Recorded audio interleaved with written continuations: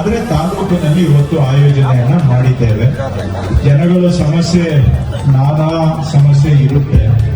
ಕನಿಷ್ಠ ಇಂಥ ವೇದಿಕೆಯಲ್ಲಿ ನಾವು ಜನಗಳನ್ನ ನೇರವಾಗಿ ಭೇಟಿಯಾದಾಗ ಅವರ ಸಮಸ್ಯೆಗಳು ಏನು ಅನ್ನೋದಾದ್ರೂ ನಮ್ಮ ಗಮನಕ್ಕೆ ಬರುತ್ತೆ. ಕೆಲವು ಸಮಸ್ಯೆಗೆ ಇಲ್ಲೇ ಸೂಚನೆ ಕೊಟ್ಟು ಪರಿಹಾರ ಕೊಡಬಹುದು. ಇನ್ನ ಕೆಲವು ಸಮಸ್ಯೆ ಕನಿಷ್ಠ ನಮಗೆ ಸರಿಯಾಗಿ ಅರ್ಥ ಆದ್ರೆ ಅದನ್ನ ನಾವು ತದನಂತರದ ದಿನಗಳಲ್ಲಿ ಆಡಳಿತ ವ್ಯವಸ್ಥೆಯನ್ನ ಸರಿಯಾಗಿ ಬಲಪಡಿಸಿ ಅದರ ಮುಖಾಂತರ ಬೇರೆ ಸಮಸ್ಯೆಗಳಿಗೆ ಪರಿಹಾರ ಕೊಡಬಹುದು. ಕೆಲವು ಸಮಸ್ಯೆಗಳು ನಮ್ಮ ಗಮನದಲ್ಲೇ ಇರೋದಿಲ್ಲ, ಕೆಲವು ನಮ್ಮವರೆಗೂ ತಲುಪೋದಿಲ್ಲ. ಆದರೆ ಈ ರೀತಿ ಜನಸ್ಪಂದನ ಕಾರ್ಯಕ್ರಮ ಮಾಡಿದಾಗ ಕನಿಷ್ಠ ಸಮಸ್ಯೆಗಳು ನಮ್ಮ ಗಮನಕ್ಕಾದ್ರೂ ಬರುತ್ತೆ. ಆ ನಂತರ ನಾವು ಇವತ್ತಲ್ಲ ನಾಳೆ ಅದಕ್ಕೆ ಒಂದು ಪರಿಹಾರ ಕ್ರಮವನ್ನ ರೂಪಿಸಬಹುದು. ಜೊತೆಗೆ ಮಂತ್ರಿಗಳನ್ನ, ಜಿಲ್ಲಾಧಿಕಾರಿಗಳನ್ನ ಭೇಟಿ ಆಗ್ಬೇಕಾದ್ರೆ ಯಾರೋ ಮಧ್ಯಸ್ಥಿಕೆ ಯಾರ ಮುಖಾಂತರನೂ ಹೋಗ್ಬೇಕು, ಯಾರೋ ಲೀಡರ್ನ ಕರ್ಕೊಂಡು ಹೋಗ್ಬೇಕು, ಇಲ್ಲ ಅಂತ ಹೇಳಿದ್ರೆ ಮಧ್ಯವರ್ತಿಗಳ ಮುಖಾಂತರ ಹೋಗ್ಬೇಕು ಅನ್ನೋದು ಜನಗಳ ನಂಬಿಕೆ. ಆದ್ರೆ ಇಲ್ಲಿ ನೇರವಾಗಿ ಭೇಟಿ ಮಾಡೋದಕ್ಕೆ ಅವಕಾಶ ಕೊಟ್ಟಾಗ ಇಲ್ಲಿ ಮಧ್ಯದಲ್ಲಿ ಯಾರಿಗೂ ಪುಡಾರಿಗಳಿಗೂ ಅವಕಾಶ ಇಲ್ಲ, ಮಧ್ಯವರ್ತಿಗಳಿಗೂ ಅವಕಾಶ ಇಲ್ಲ. ಜನನೇ ನೇರವಾಗಿ ಭೇಟಿ ಮಾಡ್ಬೋದು. ಇಡೀ ಜಿಲ್ಲಾಡಳಿತ ಒಂದು ಕಡೆ ಕೂರುತ್ತೆ ಅಂತ ಹೇಳಿದಾಗ ಜನಕ್ಕೂ ಎಲ್ಲ ಒಂದು ಕಡೆ ಅವರ ಸಮಸ್ಯೆ ಹೇಳ್ಕೊಳ್ಳೋದಕ್ಕೆ ನೇರವಾಗಿ ಅವಕಾಶ ಸಿಕ್ಕಂಗೆ ಆಗುತ್ತೆ. ಸೊ ಹಾಗಾಗಿ ಆ ಉದ್ದೇಶದಿಂದ ಇವತ್ತು ಈ ಜನಸ್ಪಂದನೆ ಕಾರ್ಯಕ್ರಮವನ್ನು ಹಾಸನ ಜಿಲ್ಲೆಯಲ್ಲಿ ನಾವೆಲ್ಲರೂ ಸೇರಿ ಶಾಸಕರು ಕೂತ್ಕೊಳ್ಳಿ ಪ್ಲೀಸ್, ಶಾಸಕರು, ಸಂಸದರು, ಜಿಲ್ಲಾ ಆಡಳಿತ ಎಲ್ಲರೂ ನಾವು ಬಹಳ ಸೀರಿಯಸ್ ಆಗಿ ತಗೊಂಡು ಇದನ್ನ ಮಾಡಿಕೊಂಡು ಬಂದಿದ್ದೇವೆ.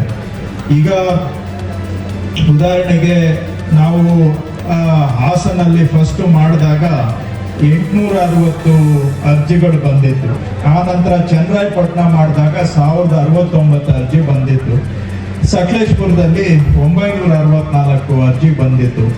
ಈ ಒಟ್ಟು ಎಲ್ಲ ಸೇರಿದ್ರೆ 2893 ಅರ್ಜಿಗಳು. ಜನ ಜಾಸ್ತಿ, ಯಾಕಂದ್ರೆ ಒಂದು ಅರ್ಜಿಗೆ 2, 3, 5 ಜನ ಬರ್ತಾರೆ. ಜನ ಹೆಚ್ಚಿಗೆ ಬಂದಿದ್ದಾರೆ, ಸಾವಿರಾರು ಜನ ಬಂದಿದ್ದಾರೆ. ಆದ್ರೆ ಅರ್ಜಿಗಳು ಇಷ್ಟು 2893. ಇದರಲ್ಲಿ ಒಂದು 56 ಅರ್ಜಿ ಇನ್ನು ಬಾಕಿ ಇದೆ. ಬಿಟ್ರೆ 2837 ಅರ್ಜಿಯನ್ನ ಇಲ್ಲಿವರೆಗೆ ಬಂದಿದ್ರ ಪೈಕಿ ನಾವು ವಿಲೆ ಮಾಡಿದ್ದೇವೆ. ಅಂದ್ರೆ ಸುಮಾರು 99% ಅಷ್ಟು ವಿಲೆ ಮಾಡಿದ್ದೇವೆ. ಅದರಲ್ಲಿ ಕೆಲವು ಸಮರ್ಪಕವಾಗಿ ವಿಲೆ ಆಗಿಲ್ಲ ಅಂತ ಹೇಳಿದಾಗ ನಾನು ಸೂಚನೆ ಕೊಟ್ಟಿದ್ದೆ ಜಿಲ್ಲಾ ಆಡಳಿತಕ್ಕೆ.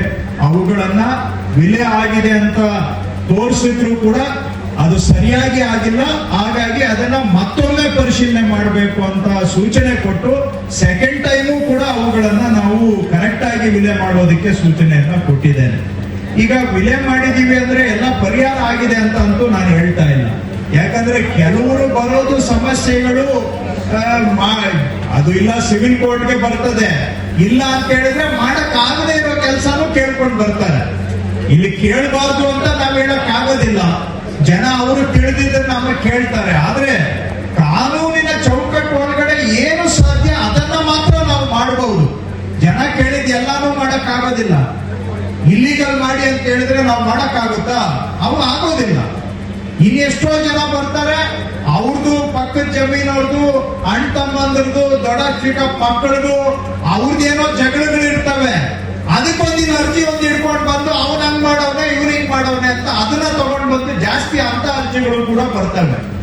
ಅವ್ರವ್ರದ್ದು ಏನೋ ಸಂಸಾರದ ಸಮಸ್ಯೆ ಇರ್ತದೆ, ಅಥವಾ ಅಕ್ಕಪಕ್ಕ ಇಲ್ಲೂ ಇರ್ಬೋದು. ಈಗ ಬಂದಿರೋರ ಪೈಕಿ ಅಂತ ಅವರು ಪಕ್ಕದ ಮನೆಯವ್ರ ಮೇಲೆ ಕಂಪ್ಲೇಂಟ್ ಮಾಡಕ್ಕೆ, ಪಕ್ಕದ ಜಮೀನವ್ರ ಮೇಲೆ ಕಂಪ್ಲೇಂಟ್ ಮಾಡಕ್ಕೆ, ಅವ್ರು ಒತ್ತುವರಿ ಮಾಡೋರು, ನಾನು ಒತ್ತುವರಿ ಮಾಡಕ್ ಹೋದಾಗ ನನ್ಗೆ ಬಿಡ್ಲಿಲ್ಲ ಅಂತೇಳಿ ಇವಾಗ ಅವ್ರು ಒತ್ತುವರಿ ನೆತ್ಕೊಂಡು ಬರೋದು, ಇವೆಲ್ಲ ಇರ್ತವೆ. ಆದ್ರೆ ನಾವು ಅದನ್ನ ಕೆಲವನ್ನ ನೀವು ತಗೊಂಡ್ ಬರ್ಬೇಡಿ ಅಂತದೆಲ್ಲ ಅಂತ ಹೇಳಕ್ ಆಗೋದಿಲ್ಲ. ಒಟ್ಟು ನಾನು ಏನ್ ಹೇಳ್ತಾ ಇದ್ದೀನಿ ಅಂದ್ರೆ ಕಾನೂನಿನ ಚೌಕಟ್ಟು ಒಳಗಡೆ ಯಾವುದು ಸಾಲ್ವ್ ಮಾಡಕ್ಕೆ ಸಾಧ್ಯ ಅಂತವುಗಳನ್ನಂತೂ ಬಹಳ ನಾವು ಪ್ರಾಮಾಣಿಕವಾಗಿ ಪರಿಹಾರ ಮಾಡುವಂತ ಪ್ರಯತ್ನವನ್ನ ಮಾಡ್ತಾ ಇದ್ದೇವೆ. ಈ ಜಿಲ್ಲೆಯಲ್ಲಿ ದೊಡ್ಡ ಸಮಸ್ಯೆ ಅಂತ ಹೇಳಿದ್ರೆ